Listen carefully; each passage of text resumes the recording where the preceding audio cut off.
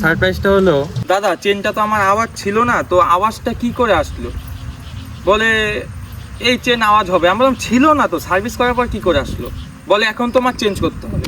মানে আমাকে এমনভাবে ফাঁসানো হয় যে এখন তোমার এইটা চেঞ্জ করতেই হবে, নাহলে তোমার হবে না।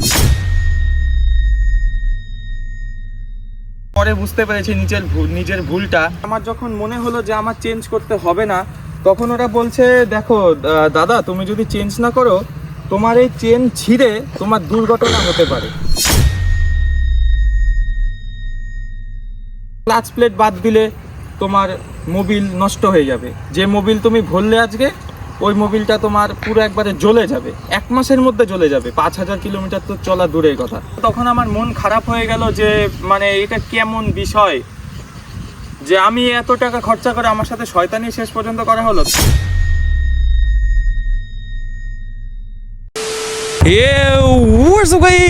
কেমন সবাই?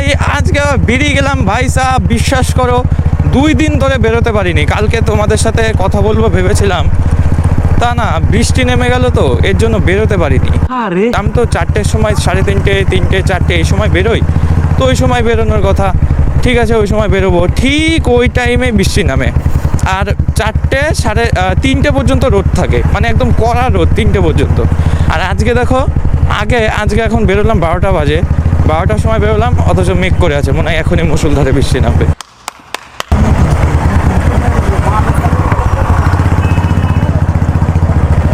ভাই সব আরেকটু হলে লেগে যেত ভাই। দেখতে পাচ্ছে যে আমি যাচ্ছি, তা ওই বড়বউ দুটো, মানে বড়বউ একটাই, মানে জোড়াই, মানে কি বলে, হ্যাঁ বড়বউ স্বামী স্ত্রী কিরম ভাবে গেল।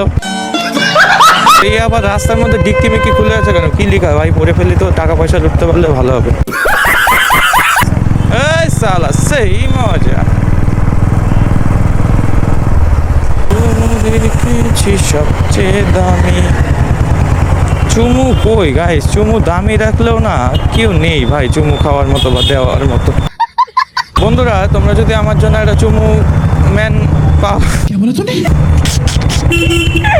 কি বলছি ভাই, চুমু ম্যান গাইস, কি বের করলাম ভাই। তো বন্ধুরা, আমার জন্য তোমরা যদি একটা চুমু ম্যান পাও, আমাকে সাজেস্ট করতে পারো, বা তোমরা যদি কেউ আমার চুমু ম্যান হও, আসতে পারো यार, बहुत प्यार करेंगे हम, बाबू सोना करेंगे यार, बाबू बाबू। हो क्या भैया? কেন তোর এরকম শরীর খারাপ কেন? গলায় আওয়াজ নাই। ও গাইস, সেই মজা ভাই। রোদ উঠেছে, ফুল ফুটেছে কদম তলায়, কে? আমার বউ ছাড়া আবার কে?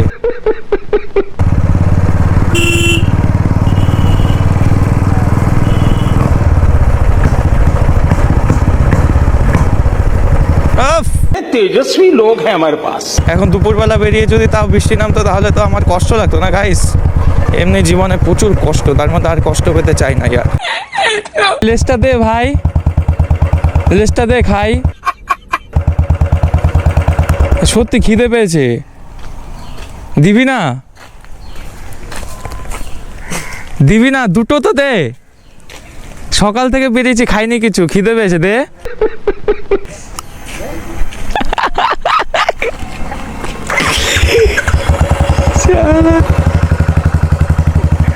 ঠিক আছে ভাই, খা, আমি মজা করছিলাম। ছোট বাচ্চা তো লেস কেন দেবে গাইস? একটা লেসের দাম 50 টাকার সমান, না 500 টাকার সমান। আমার বেলা ওটা হতো, একটা লেস পেলে 500 টাকা, মনে হয় 500 টাকা মাল কিনে ফেলেছি। এটা কি দেওয়া যায় গাইস? না। অ্যাকচুয়ালি কি ভাই বলতে, আমার না মনের মধ্যে ভয় ধরে গেছে, সত্যি কথা গাইস। এই 5000 টাকা দিয়ে সেল ঠিক করেছি, তারপর থেকে না ভয় ধরে গেছে মনের মধ্যে। এই এখন থেকে পায়েও মারতে হবে, প্রতিজ্ঞাবদ্ধ হয়েছিলাম যে পায়েও মারবো, হাতে মারবো, খুব খারাপ সিচুয়েশনে হাতে মারবো, যেমন রেলগেট, বাস স্ট্যান্ডে, রোডে স্টার্ট বন্ধ হয়ে গেলে তখন। আর বাদ বাকি সময় কিক মারবো। কিন্তু আমার এটা সব থেকে ভুল ধারণা, মানে ভুল হচ্ছে, এখনও করছি আমি সকালবেলা গাড়ি বের করে সেলফ মেরে বেরিয়ে যাচ্ছি। আবার যখন ফটকাটা লাগবে তখন লাগবে আমার বুকের মধ্যে। একবার লেগেছিল, আর একবার লাগলে তো মরেই যাবো গাইস। আরে গাড়ি কোথা দিয়ে নামাচ্ছে দেখো, পড়লো।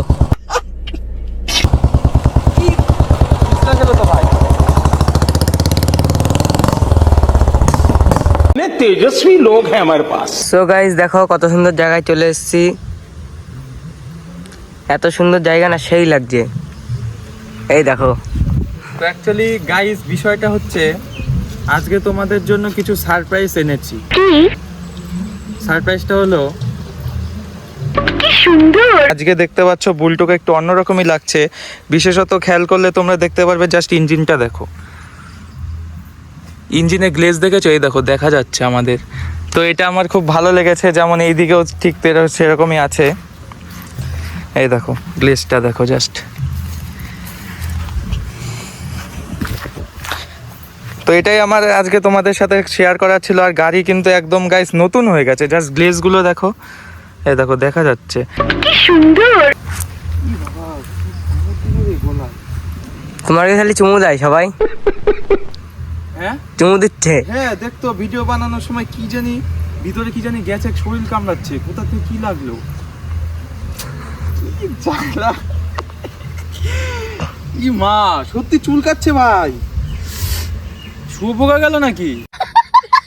অ্যাকচুয়ালি গাইস ইগনোর করি, বাড়ি গিয়ে চুলকে নেবো খন।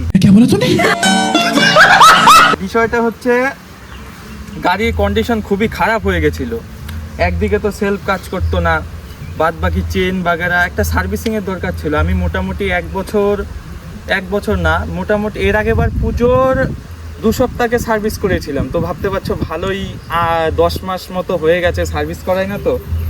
তো এর আগের দিন আমি সার্ভিসিংয়ে যাই। তো বিশেষত কারণটা হচ্ছে যে আমাদের এখানে অনেক লোকাল দোকান আছে। এবার আমি ভাবলাম আমি একটা বোকামির মতো কাজ করে ফেলেছি। ভেবেছিলাম কি, ধরো আমাদের এখানে অনেক লোকাল দোকান আছে, ওদের কাজও ভালো। তো কেন ভালো আমি এটা পরে আসছি, পরে বুঝতে পেরেছি নিজের ভুলটা। তো প্রথমত আমি ভেবেছিলাম কি, আমাদের দোকান থেকে আমি যদি এখান থেকে মোটামুটি 20 কিলোমিটার 25 কিলোমিটার গেছিলাম আমার এই রয়্যাল এনফিল্ড শোরুমে সার্ভিস দেওয়ার জন্য, মানে একটা সার্ভিস করাবো, পেড সার্ভিস ছিল। তো মোটামুটি ধরো আমাদের ফুলিয়াতেও এইখানেই, মানে বাস স্ট্যান্ডে যেখান থেকে আমি আসি ওইখানেও শোরুম আছে। আমি ভাবলাম কেমন না কেমন হবে। এবার তোমরা হয়তো আমাকে বলবে তুমি একটু খুঁতখুঁতে বেশি। হ্যাঁ, আমি বিশেষত আমার দিকে না হলেও, আমি নিজেকে পরিষ্কার না রাখলেও এর দিকে আমি খুঁতখুঁতে বেশি। তারপরে আমি চাকদা শোরুমে যাই।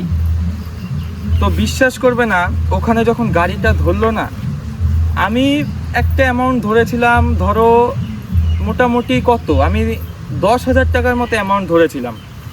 এবার বিশ্বাস করবে না, দেখো বেকার ছেলে তো, 10,000 টাকায় আমি, হাসার কোনো কারণ নেই ভাই, বেকার ছেলে তো 10,000 টাকা একটু অনেক পরিমাণে আমার কাছে। তো 10,000 টাকা নিয়ে আমি গেছি, ঠিক আছে।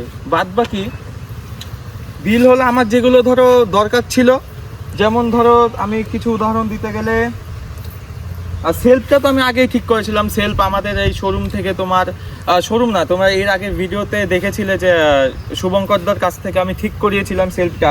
তো এটা নয় বাদই দিলাম, এই 5,000 টাকা আমি আলাদাই ধরলাম। তো আমার যেমন একটা কমন ইস্যু ছিল, যেগুলো কমন চেঞ্জ করতে হয়, যেমন ধরো এয়ার ফিল্টার বাগেরা, তারপরে ফ্রন্টের হাইড্রোলিকের অয়েল চেঞ্জ আছে, তারপরে আর কি কি চেঞ্জ ছিল, তারপরে যে যাবতীয় জিনিস আর কি, তারপরে স্পার্ক লাইট, মোবিল, এই সব দিয়ে ওরা একটা বিল তুললো 6,500 টাকা কমন জিনিস দিয়ে। ও সব থেকে আরেকটা বড় কথা, এই গলাটা বিয়ারিং মানে হ্যান্ডেল আমি যখন 80-র ওপরে টানতাম না, তো আমি ভিডিও এই কয়েকদিন বানাতে পারিনি এই কারণেই, যখন আমি 80-র ওপরেই টানি, রোডে বানাইনি, 80-র ওপরে গেলেই হ্যান্ডেল উবলিং হতো, এরম একাই হ্যান্ডেল সোজা নিয়ে নিচ্ছে, এরকম থাকে তো একাই নিয়ে নিচ্ছে। তো এর কারণ হচ্ছে এইখানে একটা বল বিয়ারিং আছে, তো বল বিয়ারিং, গলার বল বিয়ারিং চেঞ্জ হয়েছে। তো ঠিক আছে, আমি বেশ খুশি, 6,500 টাকা দিয়ে যদি আমি গাড়ি একদম ওকে হয়ে যায় ভালো। তো আমাকে ডাকা হলো, আমাকে যখন শোরুমের ভেতরে মেকানিকের ওখানে ডাকা হলো না, তখন আমাকে কিছু অবাস্তব কথা বলা হয়। যেমন বললো কি যে তোমার দাদা 2 চাকার বিয়ারিং চেঞ্জ করতে হবে। এখন সত্যি কথা বলতে গাইস, আমার গাড়ি চলেছে হচ্ছে 19,617, বল বিয়ারিং চাকার খারাপ হতে পারে। অ্যাকচুয়ালি দেখো আমার গাড়ি তো আমি চালাই, এবার আমি চালানোর সময় তো আমি তো বুঝবো কি কি সমস্যা হয়, যে সমস্যা হয় আমি বলেছি, সেগুলো করেছে, মিথ্যে কথা বলবো না, কাজ খুব ভালো করেছে। কিন্তু যেগুলো অবাস্তব কথা, 2 চাকার বিয়ারিং। তারপরে চলে আসি আরেক কথায় আমি চলে আসি যে এখানে ধরো ক্লাচ প্লেট আছে, তো 19,000 চললে কখনোই ক্লাচ প্লেট নষ্ট হয় না, আমি যতদূর জানি। এবার বিশেষত ব্যাপারটা হচ্ছে আমাকে বলা হলো তোমার ক্লাচ প্লেট চেঞ্জ করতে হবে। ক্লাচ প্লেট কি, তোমার ক্লাচ প্লেটের পুরো যে একটা যে মডিউলটা হয় না, তোমার ওটাই নষ্ট হয়ে গেছে। আমার তো ফটকা লাগলো, কি ব্যাপার, এখানে তো বিল ওরা নানাই করে ধরো এই ওটা চেঞ্জ করা। আমি বললাম ঠিক আছে, চেঞ্জ করতে কত লাগবে? বললো 4600 টাকা লাগবে ওই ক্লাচ প্লেটের পুরোটা চেঞ্জ করতে। আমি বললাম ঠিক আছে, আমি শুধু শুনছি, তখন কান ফেলে শুনছি। তারপরে আসলো চেন সকেট। এবার শুধুমাত্র চেন নয়, ওরা বলছে চেন শুদ্ধ, সামনে যে গিয়ারগুলো আছে যে অনেকগুলো সকেট হয়, ওই সকেট শুদ্ধ, পিছন শুদ্ধ। আচ্ছা তোমরা বলো তো যে এই চেন কি আদৌ খারাপ হয়েছে? চেনের অবস্থাটা দেখো, শুধু চেনটা দেখো কি সুন্দর করে করা রয়েছে।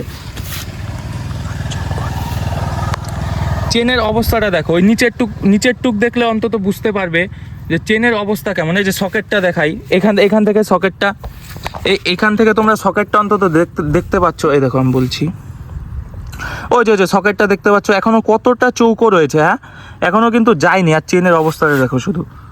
আমার যখন মনে হলো যে আমার চেঞ্জ করতে হবে না, তখন ওরা বলছে দেখো দাদা, তুমি যদি চেঞ্জ না করো তোমার এই চেন ছিঁড়ে তোমার দুর্ঘটনা হতে পারে। তো আমি একটু ভাবলাম, আমি খুব আপসেট ছিলাম, কি ব্যাপার, 10,000 টাকা নিয়ে এসছি, এখানে তো মোটামুটি ওরা 15-16 হাজার টাকার মতো বিল তুলে নিচ্ছে। মানে আমার এই গাড়িতে যা নয় তাই করা হয়েছে, মানে এমন একটা বিল দিয়েছে না, হয়তো 4 চাকাতেও অত টাকা লাগে না। 4 চাকাতেও হয়তো ধরো 20,000-16,000 টাকায় হয়ে যায়, সেখানে আমার তার থেকেও বেশি অ্যামাউন্ট নিয়ে গেছিলো। তো আমি বলেছি আমি এখন কি করব, দেখো আমি নিরুপায়, আমি 10,000 টাকা নিয়ে গেছি, তার মধ্যে তো আমার হচ্ছে না। আমি বলেছি তুমি চেন সকেটটা বাদ দাও, ক্লাচ প্লেটটা বাদ দাও। বলে ক্লাচ প্লেট বাদ দিলে তোমার মোবিল নষ্ট হয়ে যাবে, যে মোবিল তুমি ভরলে আজকে ওই মোবিলটা তোমার পুরো একবারে জ্বলে যাবে, 1 মাসের মধ্যে জ্বলে যাবে। 5,000 কিলোমিটার তো চলা দূরের কথা। আমি একটু ভয় পেলাম, কি ব্যাপার, নতুন মোবিল ডালবো, ক্লাচ প্লেটে পুড়ে যাবে, চেন বদলাবো না, দাদা চেন ছিঁড়ে তোমার দুর্ঘটনা হতে পারে। তো এই ধরনের কথা আমার শোনা গেল, ওখান থেকে শোনালো। আমি খুব আপসেট হয়ে গেস্ট রুমে বসেছিলাম। তারপর গেস্ট রুমে বসার পর একটা আঙ্কেল আসলো, বিশ্বাস করবে না, ওই আঙ্কেলটা হয়তো আমার জন্য খুব একটা লাকি ছিল, ভগবানের মতো কাজ করেছে। কারণ আঙ্কেলটা আসার পর বলল যে ভাই তুমিও তো ভয় পেও না, ওরা মানে তুমি যেদিকে তাকাবে সেই দিকেই খরচা আনবে। বললো তোমার তো 19,000 চলেছে, আমার 45,000 গাড়ি রানিং চলছে, এখনও চেন সকেট আমি চেঞ্জ করাইনি, ক্লাচ প্লেটও চেঞ্জ করাইনি, 45,000 চলছে, 50,000-এ আমি ক্লাচ প্লেট চেঞ্জ করব। তো আমি বেশ একটা ভালো মজা পেলাম যে না, ঠিক কথাই বলেছে, বেশ সব কিছু ঠিক। আমি তখন খুশি হলাম যে আমার যখন এগুলো না করা হলো, আমি বেশ খুশি যে গাড়ি ঠিক হয়ে যাবে। হ্যাঁ, গাড়ি ঠিক হলো, গাড়ি সার্ভিসিং হলো, বিল নিল কত, বিল ধরো 6,500 টাকার মতো বিল নিল, 6,500, 6,600 কত জানি বিল নিল। 11:30টায় গেলাম, 5:30টায় আমাকে গাড়ি দেওয়া হলো। আমি গাড়ি চালালাম, আমি জাস্ট অবাক হয়ে গেলাম, আমি কি সার্ভিস করলাম। বাদ বাকি আরেকটা কাজ যেটা কিনা তোমাদের দেখালাম, এই যে পালিশটা করেছে না, এই পালিশটা অ্যাকচুয়ালি গাড়ি কেনার সময় শোরুম থেকে যখন গাড়ি বের করা হয় এই পালিশটা তখন থাকে। পালিশটা মোটামুটি 6 মাস 1 বছর থেকে যায়। গাড়ি শোরুম থেকে বের করে মানে ওরা পালিশ করেই বিক্রি করে। তো ওই পালিশটা করেছি, বললো 640 টাকা লাগবে। আমি বললাম ঠিক আছে 640 টাকা লাগবে। গাড়ি বললো কি হ্যান্ডেলের মতো চকচকা করবে, ইঞ্জিন তো একবারে রাশ হয়ে গেছিলো। তো ঠিক আছে দাদা করো, 640 টাকায় পালিশ করলে এই কাজটা ভালো লেগেছিলো। কিন্তু পরে ভাবলাম কি যে আমি কি সার্ভিস করলাম এটা, মানে সব চেঞ্জ করে গাড়ি না যখন চালাচ্ছিলাম বললাম পরে তো একটা টেস্ট করতে দেয়, আমি বললাম তাহলে চালিয়ে এসে বলি কি ঠিক হয়েছে না কি বাগেরা। তারপর না আমি চালিয়ে আসলাম, চালিয়ে আসার পর বিশ্বাস করবে না, চেনের মধ্যে মানে যে আওয়াজটা ছিল না, শশ করে আওয়াজ হচ্ছে। আমি বলি কী ঠিক করলাম, আসলাম ব্যাক এসে বললাম দাদা চেনটা তো আমার আওয়াজ ছিল না, তো আওয়াজটা কি করে আসলো? বলে এই চেন আওয়াজ হবে। আমি বললাম ছিল না তো, সার্ভিস করার পর কী করে আসলো? বলে এখন তোমার চেঞ্জ করতে হবে। মানে আমাকে এমনভাবে ফাঁসানো হয় যে এখন তোমার এইটা চেঞ্জ করতেই হবে, নাহলে তোমার হবে না। ঠিক আছে, আমি মন টন খারাপ করে বাড়িতে চলে আসলাম। বাদ বাকি পরের দিন এসে নিয়ে দেখছি কি আমার চাকাই পর্যন্ত ঘুরছে না, মানে খুব জাম, গাড়ি এইভাবে সরাতে গেলে নিউট্রাল অবস্থায় আমার দম বেরিয়ে যাচ্ছে, চাকা ঘুরছে না, না আর ভালো লাগছে না। এটা হচ্ছে কালকের ঘটনা। কালকে তারপর সন্ধ্যাবেলায় আমার একটা দাদা আছে, তো ওই দাদার কাছে গেলাম। দাদা বলল, দাদা সব ঠিক করে দিল, বললো গাড়িটা চালিয়ে আসো তো। এবার গাড়িটা চালিয়ে আসলাম, গাড়িতে চেনে কোনো আওয়াজই নেই। বাদ বাকি রইলো চাকা ফ্রি, চাকায় কোনো জামই নেই, একদম ফ্রি হয়ে গেল। আমি বললাম দাদা বিষয়টা কি হয়েছিল? বললো অ্যাকচুয়ালি তুমি বলেছিলে ওইখানে যে 1 মাসের মধ্যে সব কিছু চেঞ্জ করবে, তো চেনটা খুব পরিমাণ টাইট দিয়ে দিয়েছিল, এত টাইট দিয়েছিল যাতে তোমার 1 মাসের মধ্যে একটা কাহিনী হয়ে যায়, তুমি চেঞ্জ করতে বাধ্য হও।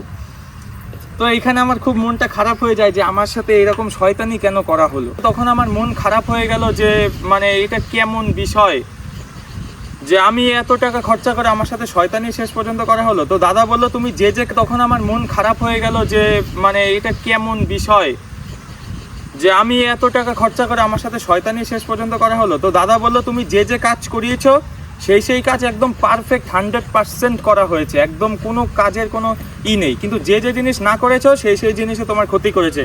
এবার আমি বলি চেন টাইট দিল যাতে আমার চেনটা নষ্ট হয়ে যায় তাড়াতাড়ি, এত পরিমাণ আওয়াজ দিচ্ছিল।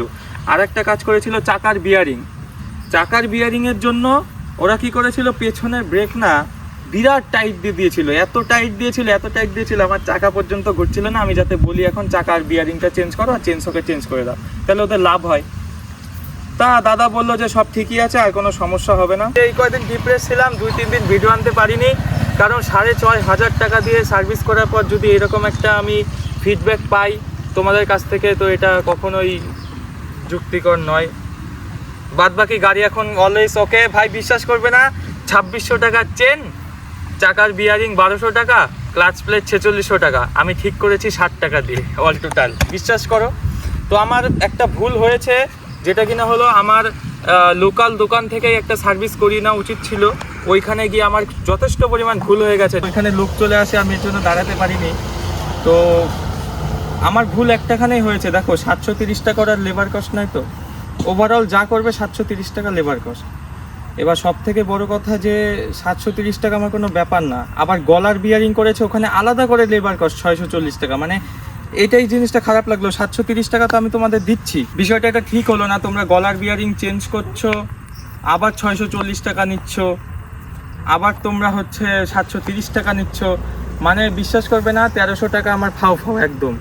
1300 থেকে 1340 টাকা, 1400 টাকায় ধরলাম, 1400 টাকা একদম ফাও, কোনো আমার লেবার কস্টেই চলে গেছে। আবার চাকার বিয়ারিং খুললে ওখানেও 640 টাকা লেবার কস্ট, বাদ বাকি ওই যে ক্লাচ প্লেট বাগারা চেন সকেট ওখানেও মনে হয় কত না জানি লেবার কস্ট। তো সব থেকে আমার বড় ভুল হয়েছে যে আমার লোকাল দোকান থেকে না করিয়ে শোরুমে গিয়ে বড় পোদ্দারি করে ফেলেছি গাইস, এর জন্য আমার আজকে এই অবস্থা।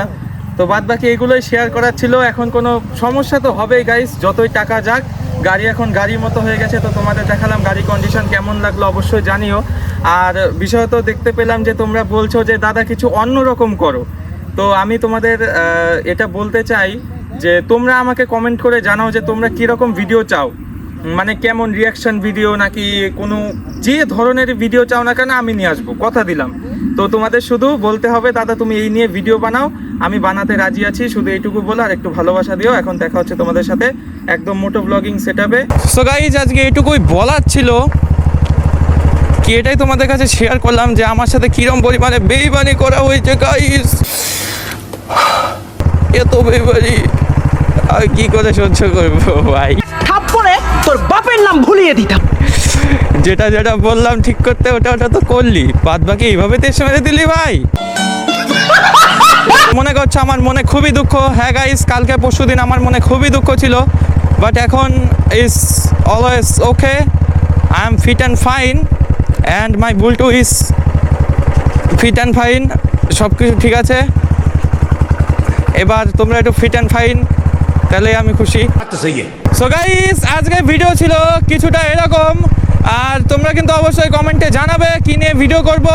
অতি দুঃখের সুরে বলতে হচ্ছে ভিডিওটা শেষ করতে চলেছি এখানেই। আশা করি সবাই ভালো থাকবে, তোমাদের সাথে দেখা হবে পরের ভিডিওতে গাইস। ততক্ষণের জন্য ঠিলান, বাই বাই, টাটা।